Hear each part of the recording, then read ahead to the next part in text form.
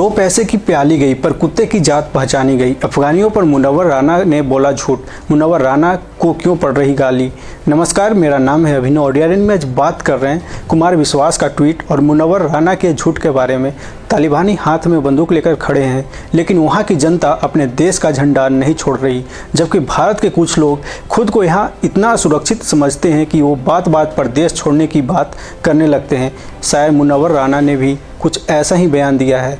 उन्होंने कहा है कि तालिबान किसी को भागने पर मजबूर नहीं कर रहा है, जबकि उत्तर प्रदेश के हालात देखकर उनका यहाँ से भाग जाने का मन करता है। ये साहब कह रहे हैं कि पिछले 1100 वर्षों में कभी किसी अफगानी ने भारत पर हमला नहीं किया, लेकिन सच ये है कि पिछले 1000 वर्षों में अफगानिस्तान से आए आक्रमणकारियों ने भारत पर कम से कम 33 बार हमले किए। आपको बता दें कि अफगानियों को ना तो अंग्रेज हरा पाए, ना सोवियत संघ हरा पाया और ना ही अमेरिका हरा पाया। लेकिन क्या आप जानते हैं कि अफगानिस्तान के खूंखार लड़ाकों को एक बार नहीं बल्कि कई बार भारत के सिखों ने धूल चटाई थी। इनमें महाराजा रणजीत सिंह भी शामिल थे, जिनकी पाकिस्तान के लाहौर में बनी एक प्रतिमा को हाल ही में कुछ लोगों ने तोड़ दिया था। महाराजा रणजीत सिंह ने लाहौर को वर्ष 1799 में जीत लिया था। उस समय पूरे पंजाब प्रांत में अफगानियों और पश्तूनों का राज था। पाकिस्तान के जो कट्टरपंथी महाराजा रणजीत सिंह की प्रतिमा के टूटने पर खुश हैं, उन्हें पता होना चाहिए कि अगर महाराजा रणजीत सिंह ना होते तो पाकिस्तान का बड़ा हिस्सा आज अफगानिस्तान में होता, क्योंकि आज के पाकिस्तान के एक बड़े हिस्से पर अफगानियों का कब्जा था। महाराजा रणजीत सिंह और उनकी सेना ने अहमद शाह अब्दाली के बेटे शुजा शाह दुर्रानी को हराया था। अहमद शाह अब्दाली को ही आधुनिक अफगान साम्राज्य का संस्थापक माना जाता है। अहमद शाह अब्दाली एक समय में उस नादिर शाह का कमांडर हुआ करता था, जिसने वर्ष 1739 में दिल्ली पर आक्रमण किया था और उसकी सेना ने दिल्ली के लाखों लोगों को मार दिया था। नादिर शाह अपने साथ भारत का कोहिनूर हीरा भी ले गया था, जिसे उसने बाद में अहमद शाह अब्दाली को सौंप दिया था और अब्दाली ने आगे चलकर कोहिनूर हीरा अपने बेटे शुजा शाह दुर्रानी को सौंप दिया था। लेकिन जब महाराजा रणजीत सिंह ने शुजा शाह दुर्रानी को बंधक बनाया तो उन्होंने उससे ये हीरा वापस ले लिया। वो इस हीरे को पुरी के जगन्नाथ मंदिर को दान करना चाहते थे, लेकिन इससे पहले कि वो ऐसा करते अंग्रेज़ों की नज़र कोहिनूर पर पड़ गई और उन्होंने दुनिया के इस सबसे शानदार हीरे को अपने कब्जे में ले लिया।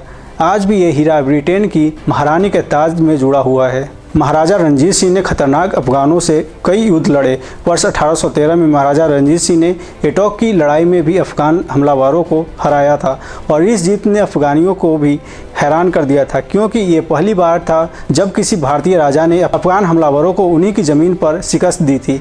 वर्ष 1818 में रणजीत सिंह ने जब मुल्तान को जीता तो उसके बाद उस पूरे क्षेत्र पर शुजा शाह दुर्रानी का प्रभाव खत्म हो गया।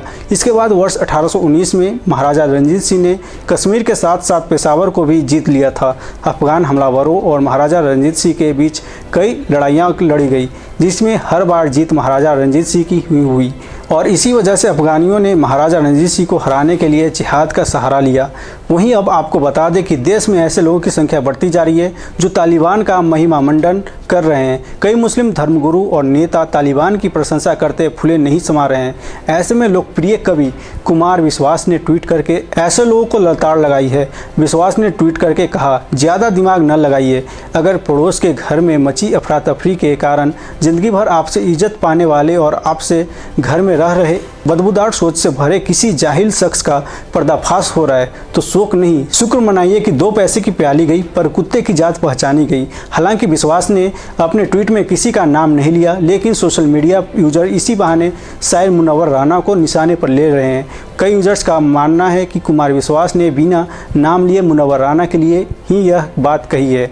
बता दें कि मुनव्वर राना ने कहा था कि तालिबानी आतंकी नहीं है, बल्कि उन्होंने अपने मुल्क को आज़ाद कराया था। इस पर गीतकार मनोज मुंतशिर ने भी अपनी आपत्ति जताई थी और कहा था, फिर तो आज़ाद कश्मीर की मांग करने और वादी में बेगुनाहों का खून बहाने वाले भी आतंकवादी नहीं हैं।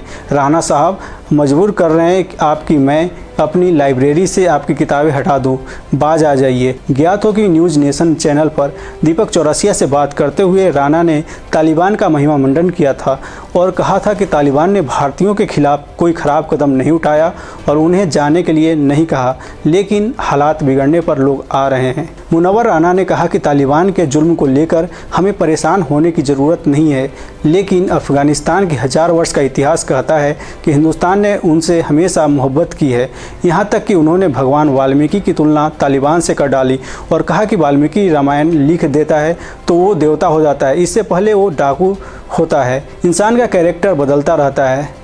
इसी तरह हमसे जुड़े रहिए और देखते रहिए दी3 का स्पेशल प्रोग्राम DRN।